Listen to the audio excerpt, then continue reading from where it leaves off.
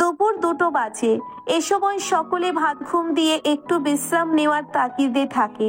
নিশাত ক্লান্ত পায়ে বাসায় ঢুকলো। মারওয়ান দরজা খুলে চেঁচামেচি করলেও অন্যান্য দিনের মতো নিশাত প্রতি উত্তর করেনি। নির্জীবের মতো ঘরে ঢুকে বোরখা খুলে বিছানায় বসেছে। নাহুয়ান মাকে দেখেই কোলে ঝাঁপিয়ে পড়ল।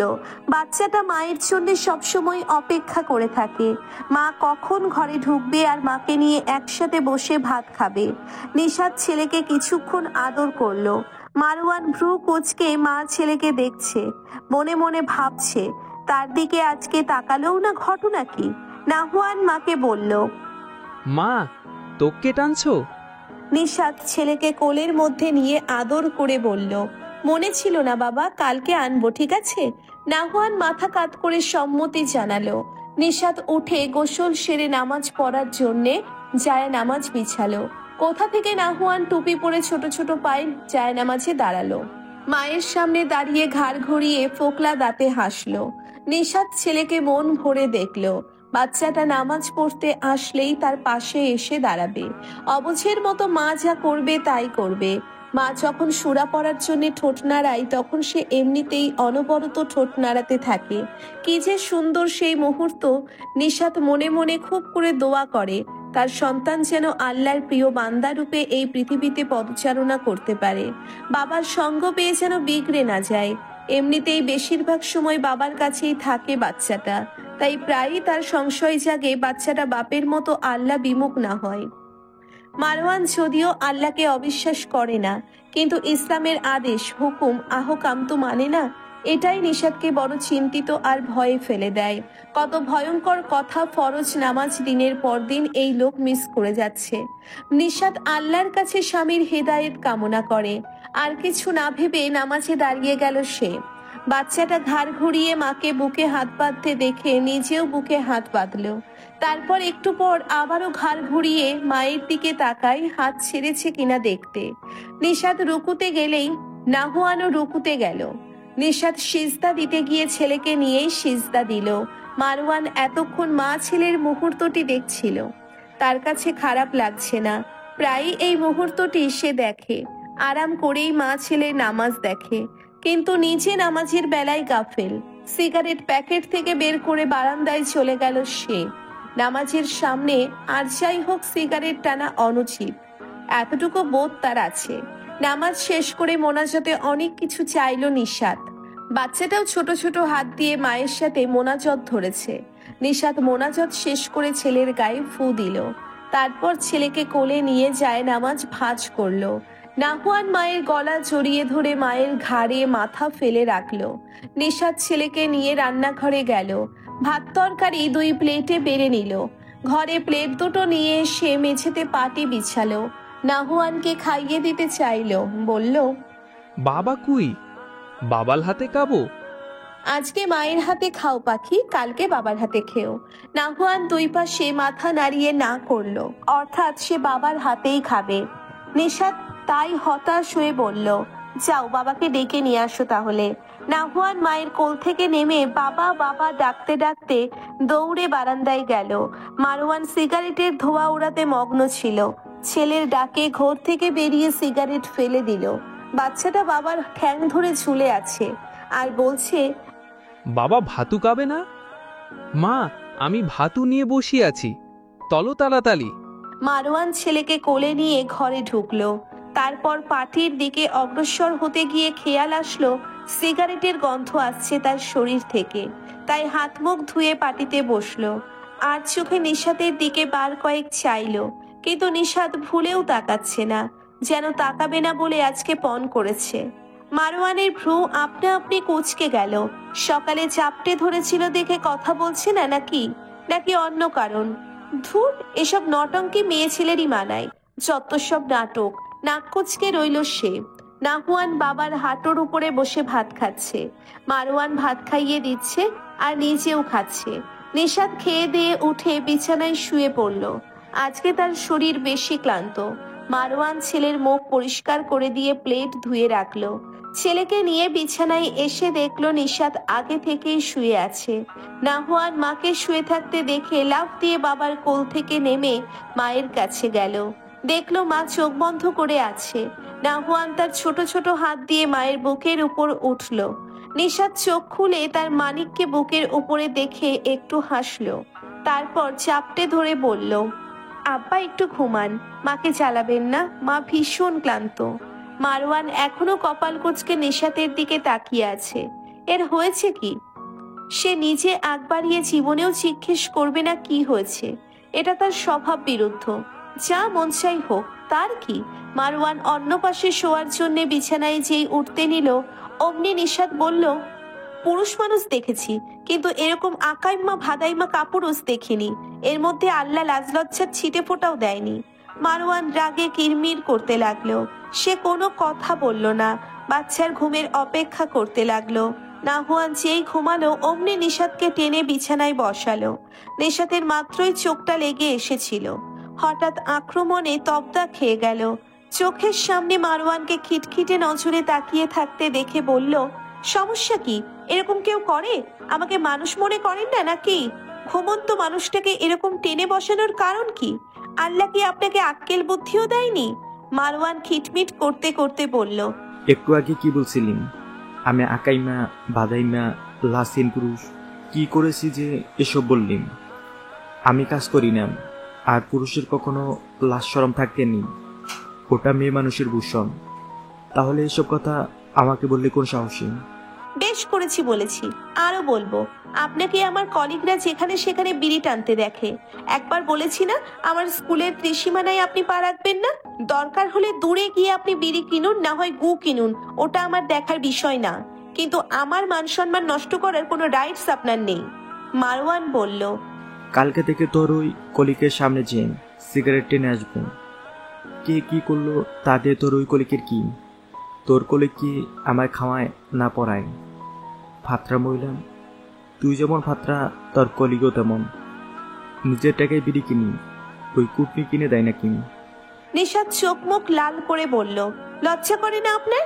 আবার বলছেন নিজের টাকায় বিড়ি কিনি। ওনার কি? মানুষের তো ন্যূনতম লাজ লজ্জা থাকে, আপনার সেটাও নেই। আবার বড় গলায় বলছে এসব। আপনি নিজেই তো ফাত্রা নাম্বার 1, চত্ব সব। এইটুকু বলেই নিশাত শুয়ে পড়ল। এদিকে মারওয়ান দাঁত খিচে নিশাতের দিকে কটমট নজরে তাকিয়ে আছে। এই চাহনি বলে দিচ্ছে সামনে ভয়াবহ অশনি সংকেত। নিশাতের ঘুম ভাঙল মাগরিবের একটু আগে, তাও আবার ফোনের শব্দে। স্ক্রিনে জলজল করে জ্বলে উঠছে আব্বা নামটা। নিশাত চট করে উঠে ফোন কানে নিয়ে বলল, আসসালামু আলাইকুম আব্বা, কেমন আছেন? ওপাশ থেকে মাহবুব আলম হেসে বললেন, আলহামদুলিল্লাহ, আল্লাহর রহমতে ভালোই আছি রে মা। তোমার গলা এমন শোনাচ্ছে কেন মা? এই তো আব্বা, একটু ঘুমিয়েছিলাম, তাই এমন শোনাচ্ছে মনে হয়। ও তাই বলো। ওই বেয়াদবটা কোথায় রে? জানি না আব্বা, কোথাও বেরিয়েছে বোধহয়। আমাকে বলে আপনার ছেলে কখনো বের হয়? এই বেয়াদবটাকে নিয়ে আর পারি না। আমার পরিবার বংশে এমন একটাও নমুনা নেই। এই নমুনা কোথা থেকে যে হলো আল্লাহ জানেন। নিশাত বলল, থাক আব্বা, এসব নিয়ে কথা বলে লাভ নেই। সে কোনো দিনও শোধরাবে না। এক আল্লাহ ছাড়া তাকে কেউ শোধরাতেও পারবে না। আম্মা, বাড়ির সবাই কেমন আছেন? আলহামদুলিল্লাহ, সবাই ভালোই আছে।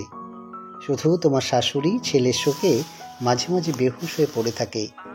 আমার খেয়াল রাখবেন আব্বা। বুড়ো বয়সে বেশি চাপ দিলে উনি আরো অসুস্থ হয়ে পড়বেন। নিজেরও যত্ন নিয়েন। ইনশাল্লাহ নেব মা। আমার দাদু ভাই কই? ঘুমোচ্ছে আব্বা। ও, একটু কথা বলতে ইচ্ছে করছিল নাতিটার সাথে। তোমার আম্মা খালি নাতির সাথে কথা বলবেন বলে মুখিয়ে থাকেন। কি আদর আদর চেহারা আমার দাদু ভাইয়ের। মাশাল্লাহ, নজর না লাগুক। নিশাত ফোন কানে নিয়ে ঘুমন্ত ছেলের আদরে বদনে চুমু এঁকে দিল। বাচ্চাটার মায়ের আদরে ঘুম ভেঙে গেল। নাহুয়ান মোড়ামুড়ি করে চোখ ডলে নিল। নিশাত তা দেখে বলল, বাবা দাদুর সাথে কথা বলবে? নাহুয়ান চোখ ডলে সম্মতি জানালো। নিশাত ফোন ছেলের কানে দিয়ে বলল, দাদুকে সালাম দাও। আসসালামু আলাইকুম। ওপাশ থেকে মাহবুব আলম বলে উঠলেন, ওয়ালাইকুম আসসালাম দাদু ভাই, কেমন আছেন আপনি? ভালো। নিশাত বলল, তুমি জিজ্ঞেস করো দাদু কেমন আছেন। নাহুয়ান বলল, দাদু কেমন আছেন? ভালো রে দাদু ভাই। দাদুর কাছে কবে আসবেন ভাই? নিশাত শিখিয়ে দিল, বলো শীঘ্রই। বাচ্চাটা মাকে অনুকরণ করে বলল, শিগলি। ভাত খেয়েছেন ভাই? কেইছি। দাদুমণির সাথে কথা বলবেন? বনবো। ফোন কানে নিলেন মাইমুনা বেগম। কানে নিয়েই বললেন, আমার নাতি কেমন আছে? ভালো আছি, তুমি কেমন আছো? নিশাত ফোনের ওপাশে সব শিখিয়ে দিচ্ছে বাচ্চাটাকে। বাচ্চাটা সেই সবই অনুকরণ করে বলছে। মাইমুনা বেগম বললেন, আল্লাহ ভালো রেখেছেন ভাই। আপনার আব্বা কই ভাই? বাবা নাই, বাইলে দেছে। এরকম আরো নানা কথা চলল দাদা দাদি আর নাতির মধ্যে। বেশিরভাগই নিশাত শিখিয়ে দিয়েছে। এভাবেই সন্ধ্যাটা পার হলো তাদের। মারওয়ান বাসায় ঢুকেই ছেলেকে নিয়ে কোথায় যেন বের হয়েছে।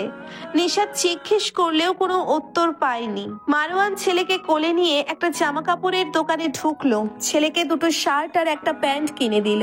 রাতে এখানে দাম কিছুটা সস্তা থাকে, তাই কিনে নিল মারওয়ান। ছেলের জন্য একজোড়া জুতাও কিনলো। নাহুয়ান খুশিতে হাততালি দিতে থাকলো। সবকিছু কিনে বাসায় গেল দুই বাপ বেটা। নিশাত ছেলেকে নতুন জামা পরনে দেখে বুঝলো মারওয়ান কিনে দিয়েছে, তাই আর জিজ্ঞেস করলো না কিছু। কিন্তু কথা হলো টাকা কোথায় পেয়েছে। নাহুয়ান নতুন জামা পরে মাকে ঘুরে ঘুরে দেখাচ্ছে। একটু পর পর ছোট ছোট পায়ে দৌড়ে বাবার কাছে যাচ্ছে একবার, আবার মায়ের কাছে আসছে একবার। নিশাত ছেলেকে আদর দিয়ে রান্নাঘরে সবকিছু ধুয়ে মুছে রাখছে।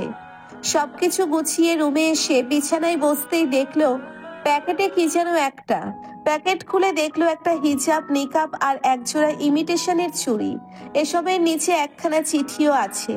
ভাঁজ খুলে দেখলো সেখানে লেখা, বিড়ির টাকা জমিয়ে এসব কিনেছি, তোর কলিগকে এসব দেখাবি, দেখিয়ে বলবি আমার হাজব্যান্ড আমার যথেষ্ট কেয়ার করেন। আপনার আমাদের স্বামী স্ত্রীর বিষয়ে নাক না গলালেও চলবেন, ফালতু মহিলা। নিশাত মুখ ভেঙচে বলল, কলিগকে দেখানোর জন্য বিড়িখোরটা এসব এনেছে, তাও বিড়ির টাকায়। আহা, কত স্যাক্রিফাইস করলো। তাই তো বলি ওই খাম্বা আমার জন্য আনবে জিনিস, পুরাই হাস্যকর। অন্ধকারাচ্ছন্ন একটি ঘরে মোমবাতির মৃদু আলো জ্বলছে। ভেতরে রিচি চেয়ারটা দুলছে, তার উপরে বসে আছে কেউ একজন। যুবকটির হাত ব্যান্ডেজ করা, ব্যান্ডেজকৃত হাতে শক্ত কিছু চেপে ধরে আছে। মাথায় ক্যাপ পরা। একটু পর ঘরের দরজায় টোকা পড়ায় চেয়ারটি দোলা আপনা আপনি বন্ধ হয়ে গেল। যুবকটি গম্ভীর মুখে উঠে দরজা খুলল। দরজার ওপাশে একজন মধ্যবয়সী নারী দাঁড়িয়ে। নারীটি বললেন, ইহাব, এই অসময়ে দরজা আটকে রুম অন্ধকার করে রেখেছো কেন? ইহাব নামক যুবকটি কিছু বলল না। নারীটি আবার বললেন, কথা বলছো না কেন? তোমার নেতাগিরি খবরদার আমার সামনে দেখাবে না, মনে আছে আমি তোমার কি হই? ইহাব নামক যুবকটি এবার কথা বলে উঠল। বলল, কি সমস্যা আম্মু? কথা বলতে ভালো লাগছে না দেখে কথা বলছি না। সব সময় তোমার ইমোশনাল কথা না বললেই না। কথাটুকু বলে ইহাব ইজি চেয়ারে গিয়ে বসলো। পেছনে পেছনে প্রবেশ করলেন উর্মি ভুইয়া। ছেলের মাথায় হাত বুলিয়ে বললেন, কি হয়েছে? হাতে ব্যান্ডেজ কেন? কার সাথে মারামারি করে আসলে? কারোর সাথে না। বিরক্ত করো না তো, একটু একা থাকতে চাই। শামীম বলল তুমি উত্তরপাড়ার নিহালের সাথে লেগেছো আজ, কথাটা সত্যি? ইহাব ব্রুকুচকে শামীমের গোষ্ঠী উদ্ধার করে ফেলছে, ওর খবর আছে আজকে। উর্মি ভুইয়া বললেন, তোমার বাবা তোমাকে প্রশ্রয় দিয়ে বিশ্বে মাথায় উঠিয়েছে, তার মতো পুরো গ্রাম নেতাগিরি করতে চাও? শোনো, তোমার বাবা চেয়ারম্যান দেখে সবাইকে পায়ের নিচে রাখবে এরকম ভুলেও ভেবো না। তোমার বাবাও তোমার মতো ছিল, মারামারি নেতাগিরি করে বেড়াতো। বাবার হিস্ট্রি আর ছেলেকে শোনাচ্ছি না, তবে আমি চাই তুমি তোমার বাবার মতো না হও। কথাগুলো মাথায় ঢুকিয়ে নিও। কথাটুকু বলে উর্মি ভুইয়া প্রস্থান করলেন। ইহাব ফোঁস করে উঠল। শামীম তার হাতে একচোট খাবে তার বন্দোবস্ত হয়ে গেল। তার চোখে বছর কয়েক আগের কিছু দৃশ্য উকি দিল। কেউ তার দিকে তাকিয়ে উপহাস মাখা হাসি দিয়ে তাকিয়ে আছে। হাতের মুঠো শক্ত করে চেপে ধরল সে। এই গ্রামে আসলে ওর ছিন্নই নিশ্চিন্ন করে দিবে, না হলে তার নাম ইহাব ভুইয়া না, শুধু সময়ের অপেক্ষা। নিশাতের আজকে সাপ্তাহিক ছুটি। খুব সকালেই ঘুম থেকে ওঠা তার নিত্যদিনের স্বভাব। ফজর পরে সে কখনো ঘুমায় না, ঘরের প্রয়োজনীয় কাজ সারে। শুক্রবারে একটু ভালো মন্দ রান্নার চেষ্টা করে সে। সারা সপ্তাহ তো স্কুলের পেছনেই সময় চলে যায়। নিজের পরিবারের জন্য এই একটি দিনই একটু স্বস্তির। কাজের প্রেশার না থাকলেও কাজ নেহাতি কম হয়। বাজার করে রান্না চড়াতে হয়, বিড়িখোরটা একটু বাজারও করে না। এতটা অলস সে তার জন্মেও দেখেনি। রান্নাঘরে সব বাজার গুছিয়ে রাখছে নিশাত। আজকে ফ্রাইড রাইস আর চিলি চিকেন করবে। সবকিছুর যা দাম, চড়া মূল্য সদাইপাতির। ফার্মের মুরগি 1 কেজির দাম 200 নিয়েছে। এত দাম দেখে মুরগি কেনার স্বাদই মিটে গেছে নিশাতের।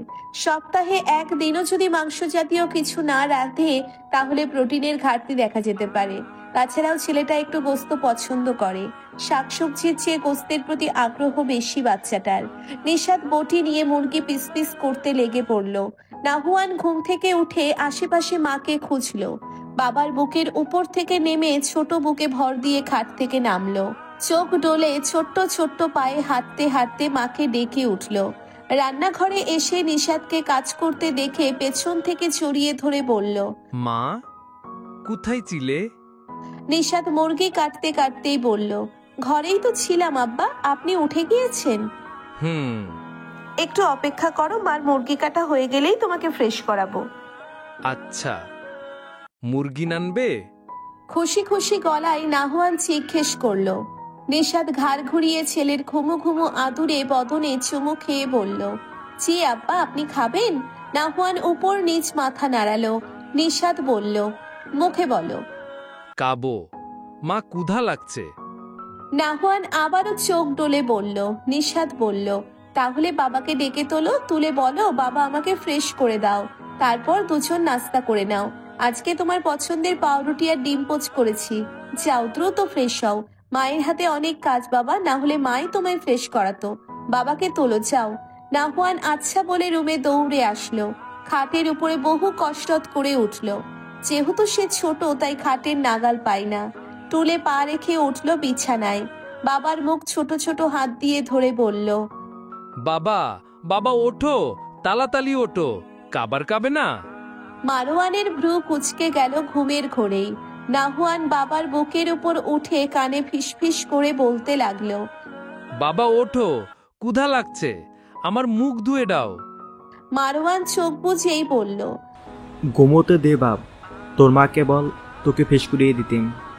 মা কাজ করলে, তোমাকে বলেছে ধুয়ে দিতে। নাহুয়ান বাবার মুখে বাড়ি দিয়ে বলল। মারোয়ান ছেলেকে নিয়ে পাশ ফিরে শুতে শুতে বলল, উহ, লিলিপুটের বাচ্চা, জ্বালাস না তো। নিনিপুট কি? তোর মা। ঘুম ঘুম কণ্ঠে মারোয়ানের উত্তর। নাহুয়ান বাবাকে ওঠাতে না পেরে মায়ের কাছে গেল। নিশাত ততক্ষণে সবজি ধুচ্ছিল। নাহুয়ান গিয়ে মায়ের পা জড়িয়ে ধরল। নিশাত হেসে বলল, বাব্বা, মুখ ধোয়া শেষ এত তাড়াতাড়ি? ক্ষুধা কি বেশি লেগেছে আমার বাচ্চার? মুখ ধোয়া হয়নি, বাবা আমাকে নিনিপুটের বাচ্চা বলেছে। নিনিপুট কি মা? নিশাত অবাক হয়ে তাকালো। সে বলল, ওটা কিছু না বাবা। কিন্তু বাবা যে বলল নিনিপুট তুমি। নিশাতের চোখ মুখ কঠিন হলো নিমেষেই। বলল, বাবা মিথ্যে বলেছে, আসো তোমার মুখ ধুয়ে দিই। নিশাত ছেলের মুখ ধুইয়ে দিয়ে খেতে দিয়ে বলল, তুমি খাও, মা একটু আসছে। নাহুয়ান মাথা নাড়ালো। রান্নাঘর থেকে পাতিল নিয়ে রুমে গেল নিশাত। রুমে গিয়ে তা চড়ে চড়ে ফেলতে লাগলো। মারওয়ান প্রকুচকে বলল, কার আমার ঘুমের সাথে এত শত্রুতা রে? আপনি যদি আর 1 মিনিটের মধ্যে ঘুম থেকে না ওঠেন তাহলে বাসায় আজকে সাইক্লোন বয়ে যাবে বলে দিলাম। এই বলে ঠাস করে পাতিলে বাড়ি দিল নিশাত। মারওয়ান চোখ খুলে নিশাতের অগ্নিমূর্তি রূপ দেখে কিছুটা থমকালো। বলল, কি হয়েছে? কি হচ্ছে তাই না? ছেলেকে লিলিপুটের বাচ্চা বলেছেন কোন সাহসে? কখন বললাম? মারওয়ান অবাক হয়ে জানতে চাইল। নিশাত বলল, ঢং করবেন না, আপনি না বললে ও লিলিপুট কথা জানলো কিভাবে? ওর সামনে আলতু ফালতু কথা বলতে একদিন নিষেধ করেছি না? আপনি বুঝতে চান না কেন এই বয়সী বাচ্চার সামনে এসব বললে ওরা এগুলো ব্রেইনে দ্রুত ক্যাপচার করে নেয় আর এইসবই সারাক্ষণ আওড়াতে থাকে। মারওয়ান শরীর হাত পা মুচড়ে হামি দিল, যেন নিশাতের কথা সে শুনতে পায়নি এমন ভাব করলো। নিশাত আবারও চিল্লালে মারওয়ান এবার ধমক দিয়ে বলল, ভকভক করে মাথা খাবি না বলে দিলাম। খারাপ কোনো শব্দ তো ব্যবহার করিনি। এমন রিয়েক্ট করার মানে কি? হুদাই আমার ঘুম ভাঙানোর নাটক, যত সব। আপনার কাছে এটা নর্মাল লাগছে, ও আপনার ন্যাওটা। আপনি যা করেন বেশিরভাগই ও করার চেষ্টা করবে। ও যদি এখন আমাকে লিলিপুট ডাকে তখন? নিশাত রাগী কণ্ঠে বলল। মারওয়ান আবারও হামে দিয়ে একটা সিগারেট চালালো, ধোঁয়া উড়িয়ে বলল, ডাকলে ডাকবেন, সমস্যা তো কিছু দেখি না। আপনার অল তার মা তো লিলিপুটি, ডাকলে খুব একটা মন্দ লাগবে না। কত আদুরে ডাক লিলিপুট, আহা। মারওয়ান কিছুটা মস্করা করে বলল। নিশাত হাত ভাঁজ করে মুচকি হেসে বলল, আচ্ছা তাই, আসলেই অনেক আদুরে ডাক। এটুকু বলেই প্রস্থান করলো। মারওয়ান গর্বের হাসি হাসলো। এই মহিলার সাথে সে জীবনেও কথায় জিততে পারে না। আজকে জিততে পেরে ভালোই লাগছে, তবে ঘাপলাও লাগছে। এত সহজেই সবকিছু মেনে নিল, ব্যাপারটা কেমন গন্ডগোল লাগলো। যাই হোক, এত ভেবে কাজ নেই, জিতেছে এতেই খুশি সে। মারওয়ান হাত মুখ ধুয়ে বের হয়ে দেখলো নাহুয়ান বিছানায় খেলছে। সে ছেলেকে আদর করে বলল, কি করিস ফায়াজ? কেলি খেয়েছিস? কেছি, তুমি কোকন কাবে হাম্বা? নাহুয়ান গাড়ি চালাতে চালাতে বলল। মারওয়ানের কপাল কুঁচকে গেল। তাকে ফায়াজ কি ডাকলো সে নিশ্চিত হতে বলল, কি বললি ফায়াজ? আবারও বলতো। তুমি কোকন কাবে হাম্বা? মারওয়ানের চোখ কপালে উঠে গেল। বাচ্চাটা তাকে কি আদুরের স্বরে বাবা ডাকতো, তার মুখে হাম্বা ডাক শুনে রীতিমতো চমকে গিয়েছে সে। এটা ওকে শিখালো কে? নিশাতের কথা মনে আসতেই রাগে চোখ মুখ উল্টে যেতে চাইলো। সে রাগান্বিত হয়ে রান্নাঘরে গেল। নিশাত রান্না করছে তখন। নিশাতের পেছনে গিয়ে জোরে বলে উঠল, ওই ছেলে কি কি শিখিয়েছিস? নিশাত রাধে রাধে জবাব দিল, কই কিছুই তো শেখায়নি। তাহলে ও আমাকে হাম্বা ডাকলো কেন? নিশাত তরকারি ঢেকে পেছন ফিরে বলল, আর বইলেন না, বলেছি হাম্বা ডাকবি, ও বলে হাম্বা বেশি সুন্দর মা, তাই বলেছি ডাক যা ডাকার। হাম্বাটাও তোর বাপের সাথে যায়। মারওয়ান নিশাতের দিকে কটমট করতে করতে বলল, হাম্বা আমার সাথে যায় মানে? ওকে হাম্বা হাম্বা শিখিয়েছিস কেন? কি বিশ্রী ডাক! ফায়াস আমাকে এই বিশ্রী নামে রাখবেন? নিশাত মুচকি হেসে বলল, ডাকলে ডাকবে, সমস্যা তো কিছু দেখি না। আফটার অল তার বাবা তো হাম্বায়, ডাকলে খুব একটা মন্দ লাগবে না। কত আদুরে ডাক হাম্বা, আহা। মারওয়ান বুঝলো তার কথা তাকেই ফিরিয়ে দিচ্ছে নিশাত। এভাবে রিভেঞ্জ নিবে বুঝতে পারেনি, তাই সে নিরাশ হয়ে বলল, আর জীবনে ওর সামনে লিলিপুট ডাকবো না, ডাকলে চুপি চুপি ডাকবো। এবার হয়েছে? কথাটা মাথায় ভালোভাবে সেট করে নিলেই ভালো, তাহলে বুঝেছি। মারওয়ান সেখান থেকে প্রস্থান করতে করতে বলল। সাংঘাতিক বেত্তমিজ মহিলা। নিশাত ফিক করে হেসে দিল। হাম্বা বেচারা ভালোই জব্দ হয়েছে। মারওয়ানের বাবা মাহবুব আলম এককালে শহরে চাকরি করতেন। চাকরির সন্ধানে শহরে যেতে হয়েছিল এক সময়। মাহবুব আলমের 4 সন্তান। বড় ছেলে মারওয়ান আজাদ পেশায় ভবঘুরে। মেজ ছেলে মাহদি আমিন বাংলাদেশ কৃষি বিশ্ববিদ্যালয় থেকে পড়াশোনা শেষ করে এখন পেশায় কৃষি উদ্যোক্তা। সেজ ছেলে মাহফুজ আরাব রাজশাহী বিশ্ববিদ্যালয়ে স্নাতক 3য় বর্ষের শিক্ষার্থী এবং ছোট মেয়ে মানহা আফরিন মফস্বলের একটি ডিগ্রি কলেজে স্নাতক 1ম বর্ষে অধ্যয়নরত। স্ত্রী সন্তান নিয়ে বেশ ভালোই দিন কাটছে তার। তবে বড় সন্তানকে নিয়ে তার চিন্তার শেষ নেই। বড় বউটা আল্লাহর রহমতে কত ভালো, কিন্তু ছেলেটা গোয়ার টাইপ। তার স্ত্রী মাইমুনা বেগম বড় ছেলের চিন্তায় প্রায় সময় অসুস্থ হয়ে যান। মাহবুব আলমও ভীষণ প্যারেশানিতে ভোগেন ছেলের জন্য। মাহবুব আলমের পরিবার রক্ষণশীল পরিবার। ইসলামিক বিধিবিধান মেনে চলার সর্বোচ্চ চেষ্টা করেন তারা। বর বউ নিশাতকেও এনেছিলেন রক্ষণশীল পরিবার থেকে। তাছাড়া নিশাতের বাবার সাথে তার ছোটবেলা থেকেই বন্ধুত্বপূর্ণ সম্পর্ক ছিল, তাই আর দেরি করেনি বিয়ের ব্যাপারে। নিজের গোয়ার ছেলেটির জন্য বিনা বাক্যে এই সুকন্যা ধৈর্যশীল মেয়েটিকে বউ করে নিয়ে আসেন তিনি। দুপুর 2টো মাহবুব আলমের পরিবারের সবাই একসাথে খেতে বসেছে। নিজেদের আঙিনায় খেতে লাগানো সবজি, নিজস্ব চাষকৃত মাছ, গরুর খাঁটি দুধ এসব দিয়েই সারছেন আজকের দুপুরের খানাপিনা। মাইমুনা বেগম স্বামী ছেলে মেয়ের পাতে পুকুরের তাজা কই মাছ ভাজা উঠিয়ে দিলেন। মাহুদি, মাহফুজ আর মানহা খুনসুটি করতে করতে খাবার খাচ্ছে। মাইমুনা বেগম স্বামীর পাতে শিমের বিচির তরকারি উঠিয়ে দিয়ে আস্তে করে বললেন, আজাদের বা আজাদের ফোন দিয়েছিলা? মাহবুব আলম পাতে হাত রেখেই বললেন, তোমার গুণধর পুত্র ফোন ধরলে তো? টাকার দরকার হলে ঠিক ফোন দেবে। দেখো, সাংসারিক বিষয়ে এত উদাসীন এই ছেলে, বউটা কোন দিন না জানি চলে যায়। নাতিটার মুখের দিকে তাকিয়েও ও তো কোনো কাজ কিছু করতে পারে? বেয়াদবটা ছোটবেলা থেকেই তেরা, যেন তেরামিও রন্ধ্রে রন্ধ্রে মিশে আছে। যা বলবো ঠিক তার উল্টোটা করবেই। মাইমুনা বেগম স্বামীকে খোঁচা দিয়ে বললেন, সবার সামনে বড় ছেলের নামে এসব বলছো কেন? ওরা কি ভাববে? মাহবুব আলম বললেন, ওরা আর কি ভাববে? ওরা তো জানেই তাদের শ্রদ্ধেয় বড় ভাই কত কাজের। বেয়াদবকে বেয়াদব বলবো না তো কি আদব বলবো?